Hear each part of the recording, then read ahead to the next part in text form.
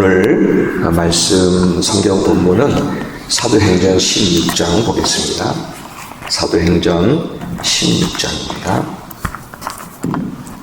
사도행전 16장 1절부터 5절까지만 교독하도록 하겠습니다. 사도행전 16장 1절입니다. 제가 먼저 봉독해 드리겠습니다.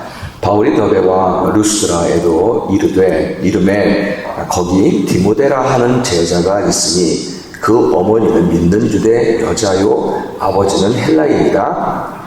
디모데는 루스드라와 바울이 그를 데리고 떠나고자 할새 그 지역에 있는 유대인으로 말미암아 그를 데려가다가 할례를 행하니 이는 그 사람들이 그의 아버지는 헬라인인 줄 다 알미러라.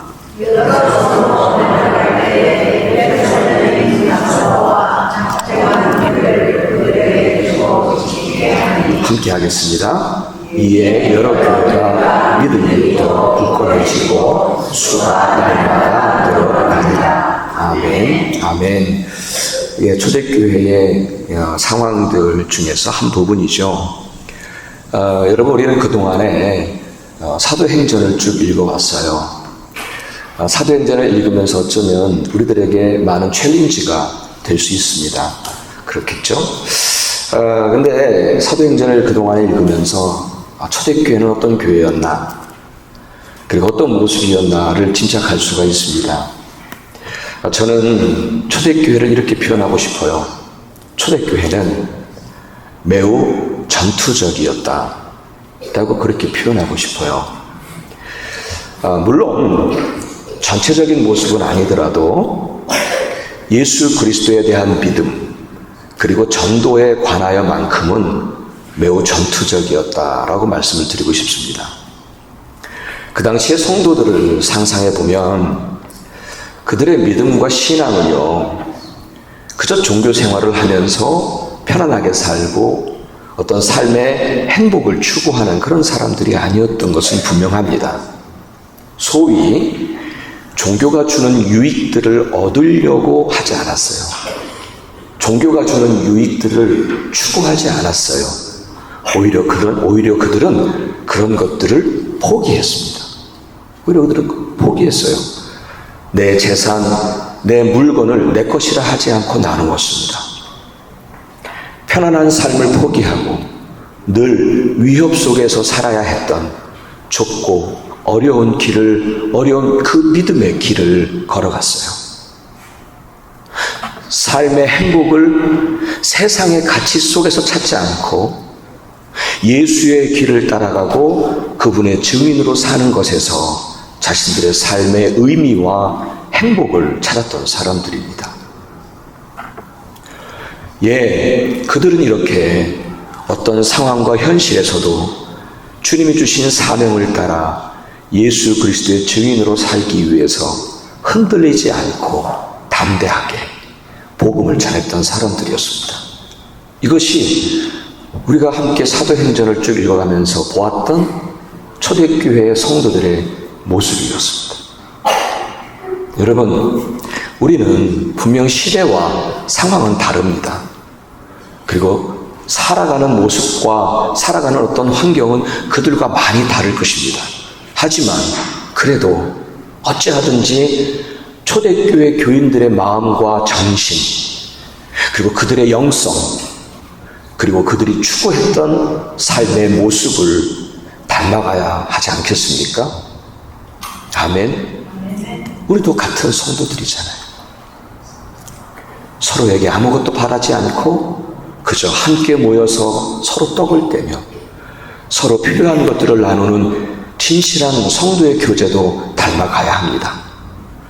그런데 그것만이 아니라 그것만 한다면 교회가 친목단체에 불과하겠죠.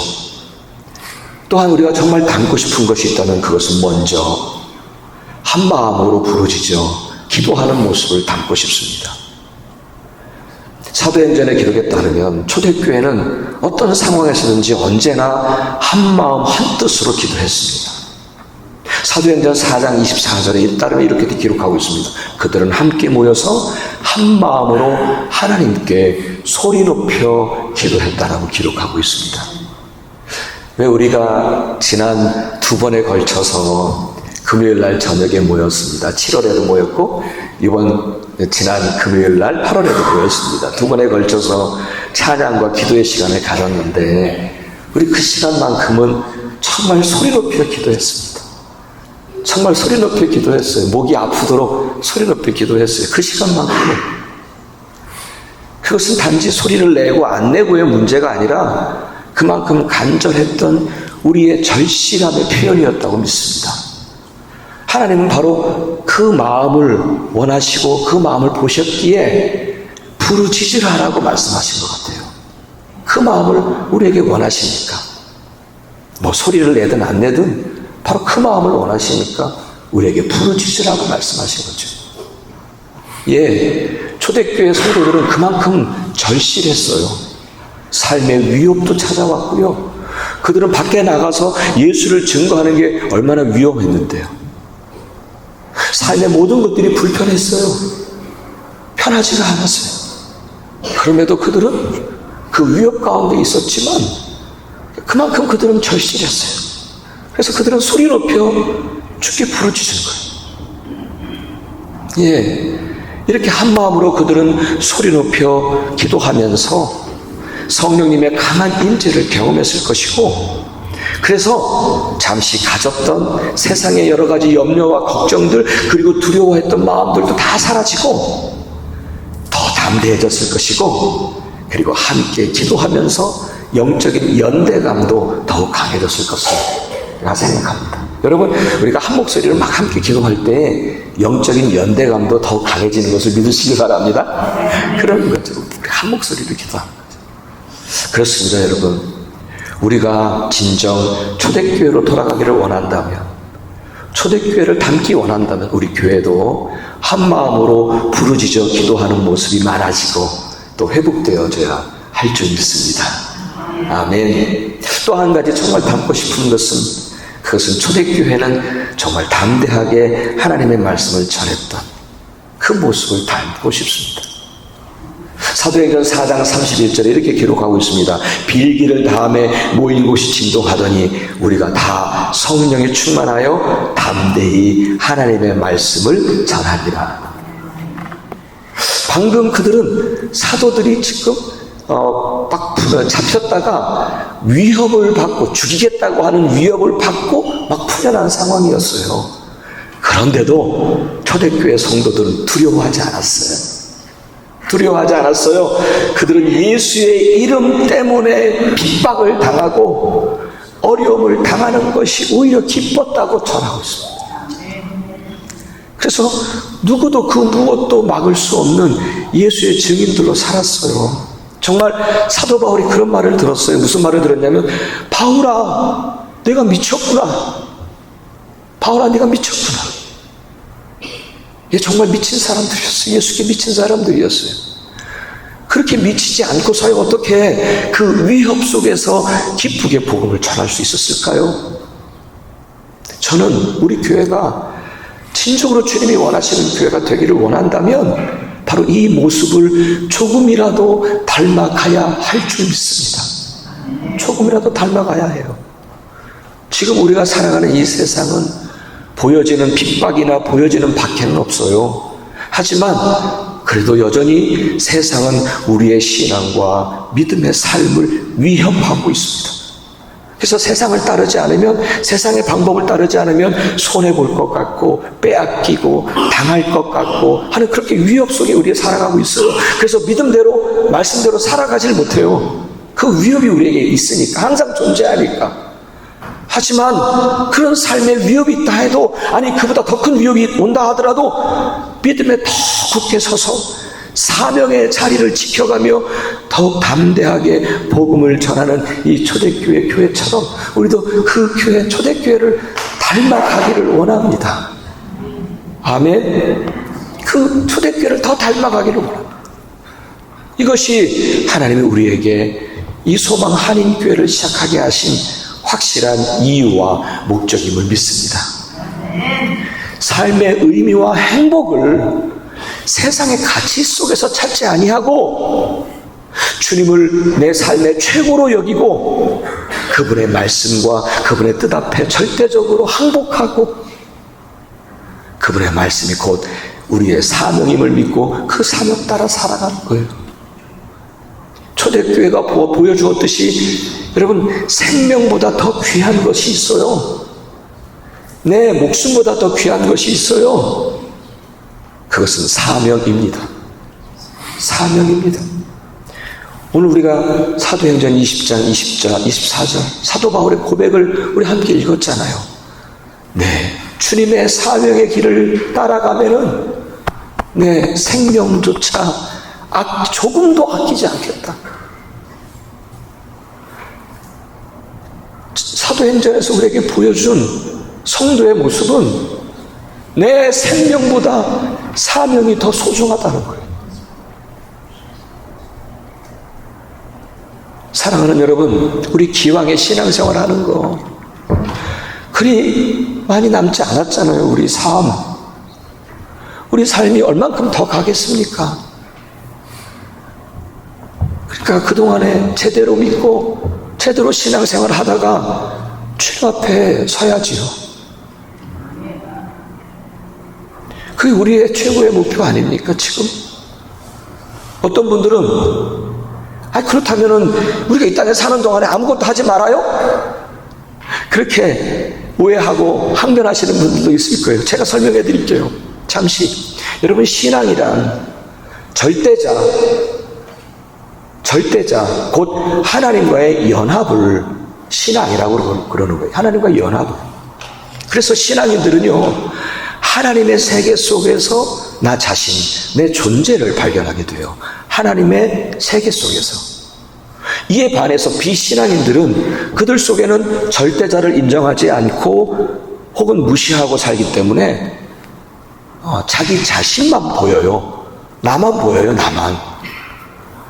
따라서 신앙인과 비신앙인이 살아가는 방식에는 근본적인 차이가 있기 마련이에요. 어찌 보면은 이루려고 하는 것은 같아 보이지만 삶의 방식에는 분명한 차이가 존재할 수밖에 없어요. 비신앙인들은요, 나 자신만 보이기 때문에 자아를 실현하고 내 자신의 평안과 행복, 나 자신의 만족, 내 자신의 삶의 의미를 추구하고 살아가요. 나만 보이니까. 삶의 기준은 결국 나 자신밖에 보이질 않아요. 그러니까 생각해 보세요. 세상에서는 그걸 가르쳐요. 인생은 그렇게 살아야 한다고. 그것이 성공한 삶을 살기 위한 방법이라고. 내가 가장 소중하니까 너 자신만을 위하여 살라고 그렇게 가르쳐요. 예, 참 멋진 말이죠. 참 멋진 말이에요. 정말 인생을 허영으로 살게 해요. 허영 가운데 살게 해요. 정말 제가 목회 생활하면서 제가 가장 가슴 아파했던 인간들의 모습 속에서 가장 힘들었던 게 뭐냐면, 배운 사람이나 배우지 못한 사람이나 조금만 더 가져도 허영이 있더라고요. 허영, 이거 다 거품인데 허영 없앴으면 좋겠어요. 참 멋진 말들 같아요. 너 자신의, 내 인생은 내 것이야, 내 자신을 위해서 살아. 얼마나 멋진 말입니까? 그 마음 안에는 절대자, 곧 하나님과의 연합이 없는 거예요. 곧 신앙의 기본도 없는 거예요. 하지만 우리 믿는 이들은 그들의 삶의 방식과 달라요. 우리는요, 하나님 안에서 내 삶을 실현해요. 하나님 안에서 내 평안과 행복을 추구해요. 하나님 안에서 내 삶의 만족을 누려요. 하나님 안에서 내 삶의 의미를 찾아요. 아멘. 그래서 나의 안에 거하라, 나의 안에 거하라 말씀하신 대로 언제나 내가 그분을 가까이 하고 그분께 붙어 있으면 우리는 그분 안에서 내 삶이 실현되고 그분 안에서 삶의 평안과 행복을 누릴 수 있고 그분 안에서 내 삶을 만족함을 누리고 그분 안에서 내 삶의 진짜 의미를 찾게 됩니다. 그것이 우리가 말하는 진정한 삶의 행복이요 복임을 믿습니다. 아멘. 사랑하는 여러분, 우리 교회가 그저 또 하나의 종교 단체가 아니잖아요. 우리 종교 단체로 모인 거 아닙니다. 진정한 교회가 되기를 원했어요. 이것은 주님의 몸된 교회요, 이 몸의 머리는 예수 그리스도이심을 믿고 우리는 이 소망 한인교회를 시작했습니다. 맞습니까? 자, 그렇다면 왜 우리가 교회를 세웠는지, 그 의미가 무엇인지를 우리의 입장에서 우리의 의미, 우리의 어떤 이유를 찾지 마세요.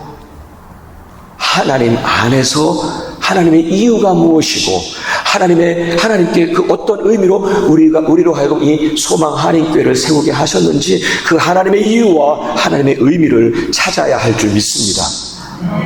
사랑하는 여러분, 우리 한인 소망교회가 이곳에 세워진 이유가 무엇이겠어요? 왜 우리 주님은 우리에게 이 소망 한인교회를 세우도록 하셨을까요?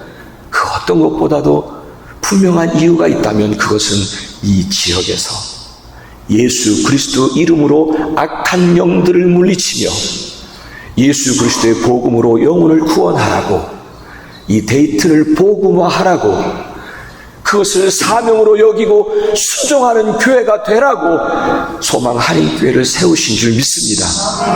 그 어떤 것보다도 다 괜찮아요. 다 좋아요. 우리 정말 아름다운 모습도 좋아요. 그러나 이 사명만큼은 잃어버리지 말아야 돼요. 놓치지 말아야 돼요. 주여, 이 땅을 고쳐주옵소서.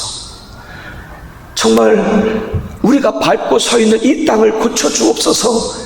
그렇게 기도하면서 우리 교회가 이 땅에 세워진 이유, 하나님의 이유죠. 하나님의 이유. 이 데이튼에 정말 복음화가 이루어지기를, 그것을 통해서 우리 주님이 기뻐하시는 우리 소망 한인교회가 되어야 할 줄 믿습니다. 아멘. 자, 그러면 이것을 위해서 무엇을 어떻게 해야 할까요? 오늘 우리가 읽은 본문을 통해서 잠시 살펴보면서 마치도록 하겠습니다. 여러분, 우선 세상의 사람들은요, 우리가 알아야 될 게 있어요. 우리가 세상 사람들은 우리를 주목하고 있다는 사실을 기억해야 합니다. 사도 바울을 보면은 선교 여행 중에 이 루스드라라고 하는 곳에 머물면서 디모데라고 하는 청년을 만나게 돼요. 이 디모데라고 하는 청년은 그 당시에 그 근방의 지역에 있는 많은 사람들로부터 칭찬 듣는 사람이었어요. 그러니까 사도 바울은 이 디모데가 내가 선교에 헌신하겠습니다. 마가처럼, 요한처럼 말이죠. 선교하는데 헌신하겠습니다. 우리 그것을 그렇게 원했던 게 아니었어요. 그것은 뭐냐면 사도 바울이 그를 복음 전도를 위해서 디모데를 데리고 가고 싶었어요. 디모데를 먼저 데리고 가고 싶었어요. 그런데 그게 어떤 이유였겠어요? 그가 많은 사람들에게 칭찬을 들었던 그런 사람이었기 때문이었으리라고 믿습니다. 그래요. 세상 사람들은요, 우리가 어떤 사람인지에 대해서 굉장히 주목한다고 생각하세요. 왜냐하면 평상시에는 저는 그것이 우리를 본다고 생각 안 해요. 평상시에는 우리에게 관심 전혀 없는 것 같아요. 그런데 만약 내가 좋지 않은 모습을 보여주면, 내가 만약 좋지 않은 모습을 보여주면 곧바로 나와요. 예수 믿는다는 사람이 저런다고.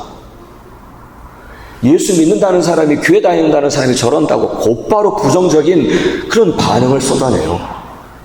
그들은 평상시에는 우리를 안 보는 것 같지만 어쩌면 그렇게 그것에 대해서 탁 짚고 예수 믿는 사람이 저런다고 그렇게 얘기하는지 몰라요. 그래요. 우리가 정말 이 지역의 복음화를 위해서 기도한다면, 그래서 우선 나에 대한 주변의 평판을 한번 살펴보실 필요가 있습니다. 그리고 여러분, 당연히 평판 관리도 해야 돼요. 그렇죠? 이것은 내 유익을 얻고자 함이 아니라 주님의 복음이 힘을 얻기 위함입니다. 아멘. 비록 나는 한 사람에 불과하지만 나 때문에 이 지역의 복음화에 걸림돌이 되어서는 아니 되잖아요. 나 때문에.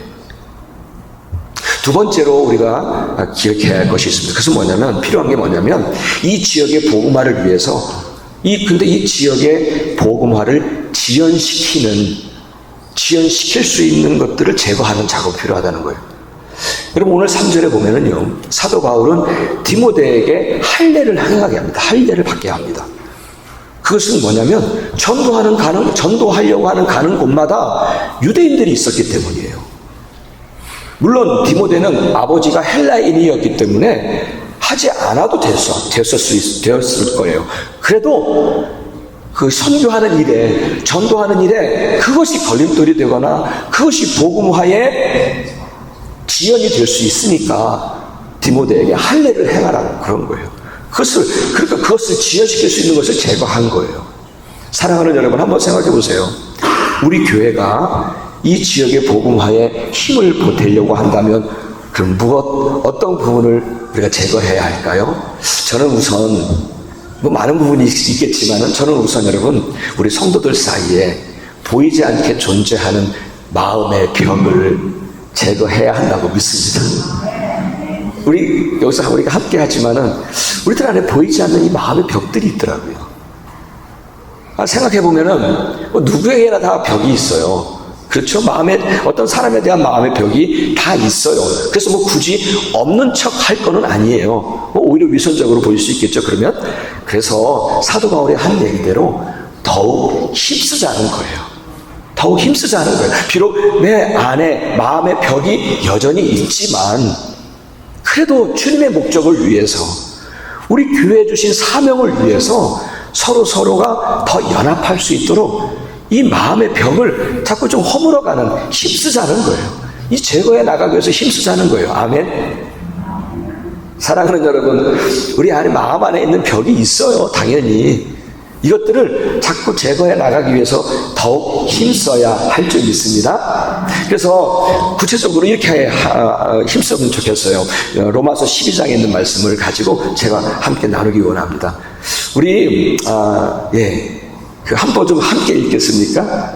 위에 있는 건데 보이세요?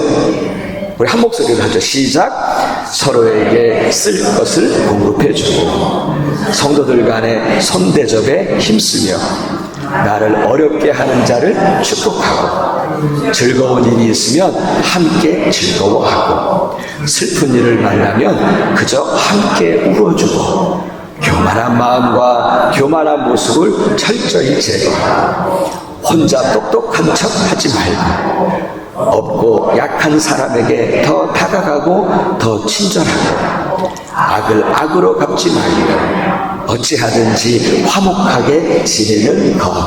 아멘. 우리 힘써서 우리 한번 이렇게 살아가는 거예요. 우리 비록 여전히 우리들의 마음 안에는 마음의 벽이 있지만, 그렇죠? 예.